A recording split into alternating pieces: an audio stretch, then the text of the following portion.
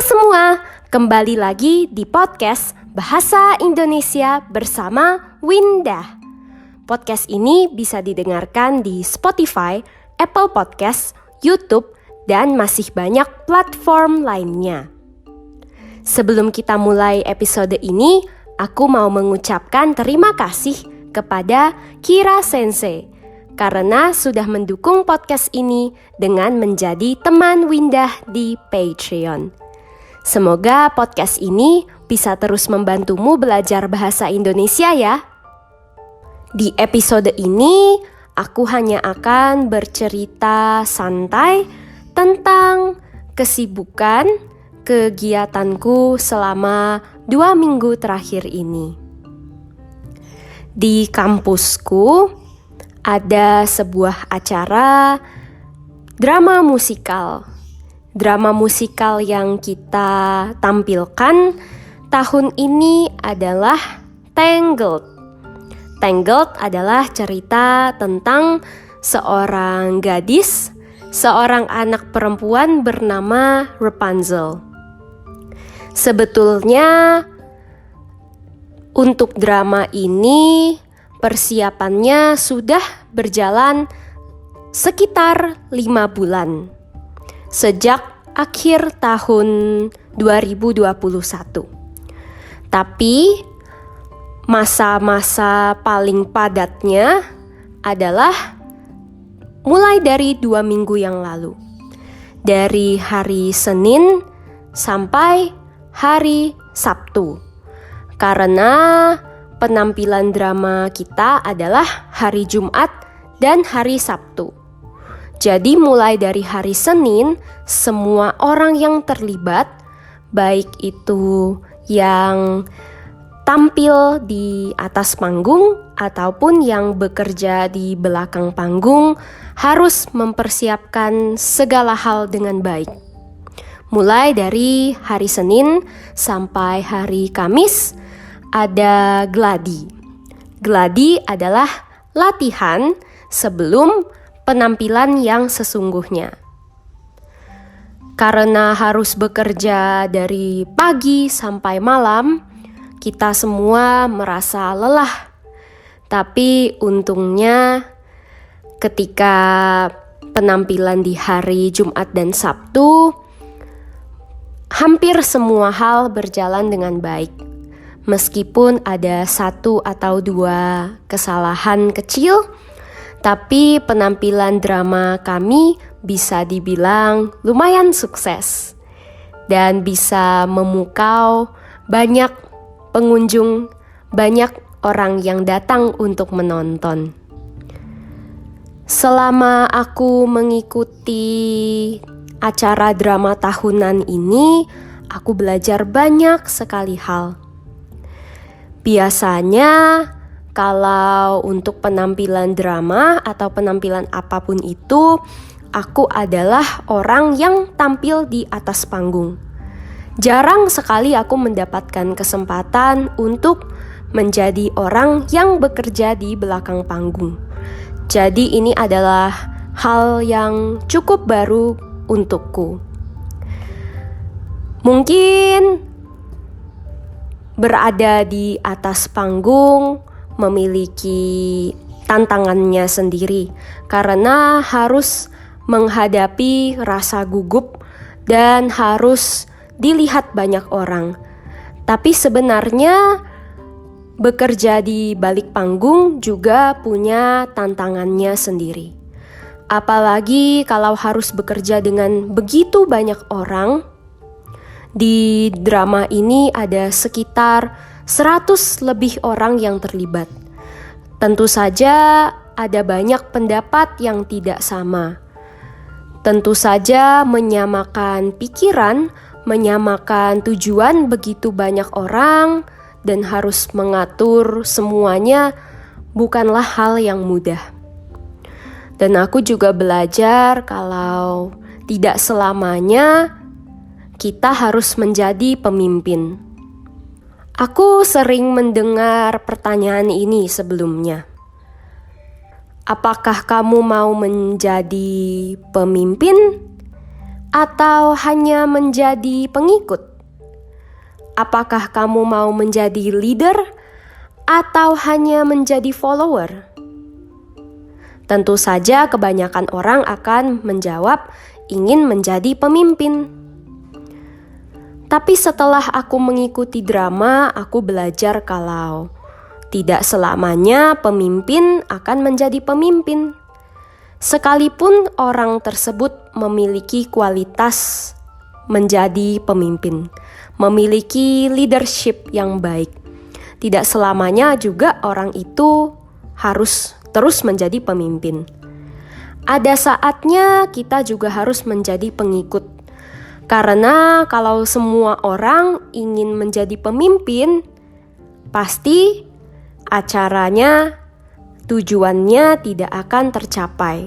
Acaranya tidak akan berjalan dengan baik. Jujur, aku kurang terbiasa harus mengikuti perintah, mengikuti kemauan orang lain. Tapi di drama ini aku belajar untuk lebih nurut, untuk lebih taat kepada pemimpin, supaya dramanya bisa berjalan dengan lancar. Walaupun begitu, ada satu orang di dalam drama ini yang aku kurang suka. Aku kurang suka dengan orang ini karena dia sangat ingin mengatur. Dia tidak mau mengalah dengan orang lain. Karena dia mau kemauannya yang terjadi, karena dia mau semua berjalan sesuai dengan keinginannya. Beberapa kali dia sampai mempermalukan orang lain di depan orang banyak, atau bahkan mengacaukan pekerjaan orang lain. Biasanya, sejujurnya aku bukan orang yang suka membenci orang lain. Aku biasanya berusaha hidup damai dengan banyak orang, tapi kali ini aku kesal sekali dengan orang ini. Dan teman-temanku juga banyak yang kesal dengan orang ini. Banyak yang tidak suka dengan dia. Tapi karena kita mau drama ini berjalan dengan lancar, kita juga tidak punya pilihan selain mengalah. Karena kalau kita sama-sama mau menang sendiri, tidak ada yang mau mengalah, tentu saja semuanya akan jadi semakin kacau. Mengalah karena demi penampilan drama yang berjalan dengan baik. Setelah sibuk hampir 1 minggu, bekerja dari pagi sampai malam, aku juga harus meluangkan waktu untuk diriku sendiri. 2 hari setelah penampilan drama, aku dan mamaku pergi ke bioskop untuk menonton film. Film ini adalah film yang sedang viral. Film ini sangat terkenal di Indonesia. Judulnya adalah KKN di Desa Penari. KKN, aku lupa apa kepanjangannya KKN, tapi KKN adalah sebuah project, sebuah pekerjaan yang harus dikerjakan oleh mahasiswa untuk menyelesaikan perkuliahannya. Nah, KKN di film ini dilakukan di sebuah desa. Tujuannya adalah untuk meningkatkan kualitas hidup orang-orang desa. Tapi sayangnya terjadi hal-hal yang tidak diinginkan. Film ini adalah film horor, film yang ada hantu dan setannya. Sebenarnya aku orang yang penakut. Aku tidak terlalu suka film horor. Banyak orang yang bilang kalau film ini tidak terlalu menakutkan. Tidak semenakutkan dibandingkan film-film horor yang biasa.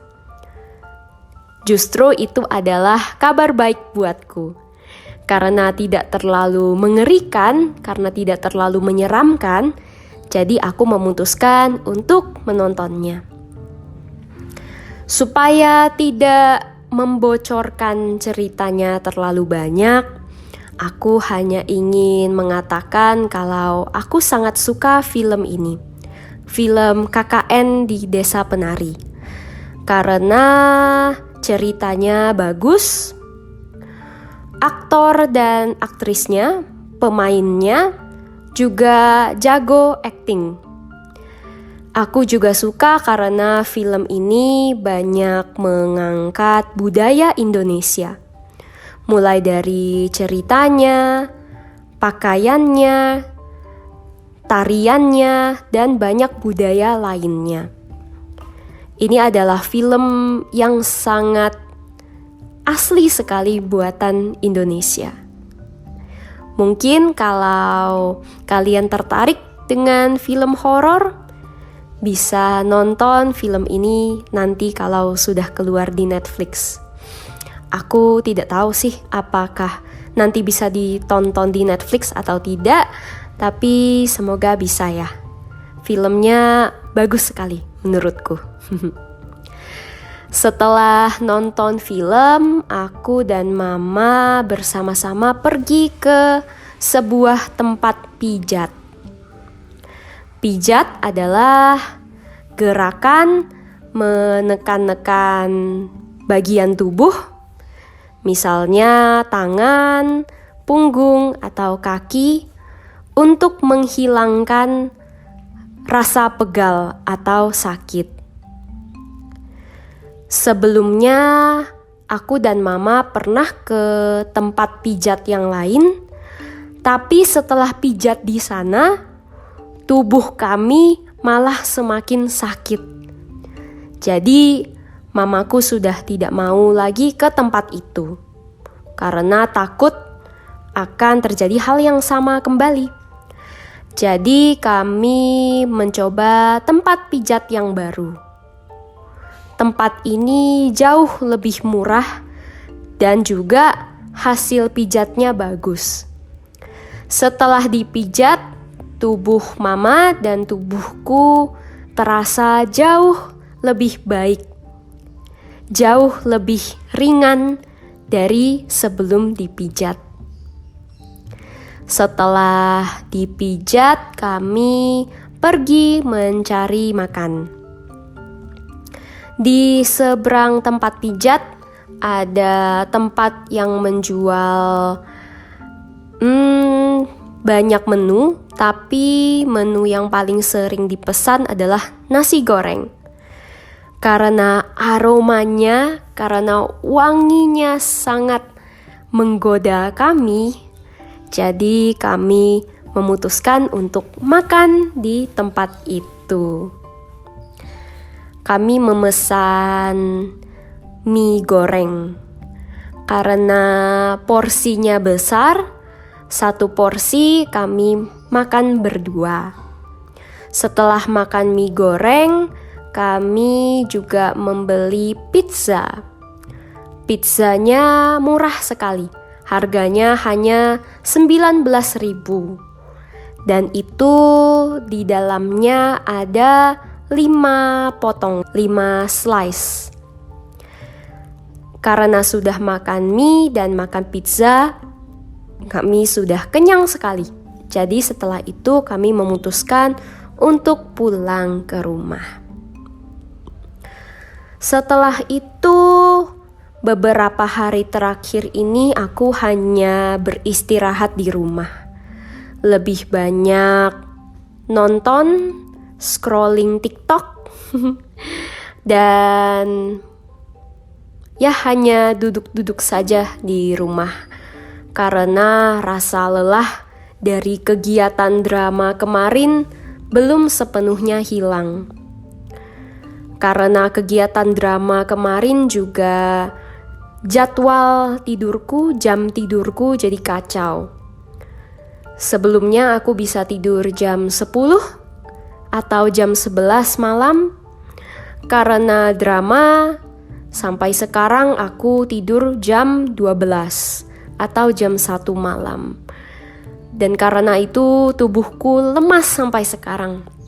Semoga setelah aku kembali menyesuaikan diri dengan jadwal tidur yang lebih awal, aku bisa kembali sehat dan kuat dan bisa kembali melakukan banyak kegiatan di luar. Untuk para pendengar juga jangan lupa ya, jaga kesehatan dan banyak minum air, makan yang cukup, dan jaga pola tidur, jaga jadwal tidur kalian. Episode kali ini sampai di sini. Semoga para pendengar suka dengan format seperti ini. Aku hanya bercerita santai tanpa menulis skrip. Aku tidak menulis apa yang aku ingin katakan, jadi aku hanya mengatakan apa yang ada di pikiranku saja. Semoga kalian suka ya. Kalau suka mungkin bisa berikan komentar atau kirimkan pendapatmu melalui email podcastbahasaindonesia@gmail.com. Jangan lupa dukung podcast ini dengan menjadi teman Windah di Patreon atau berikan penilaian dan bagikan podcast ini di media sosial kalian. Sampai jumpa di episode berikutnya. Dah.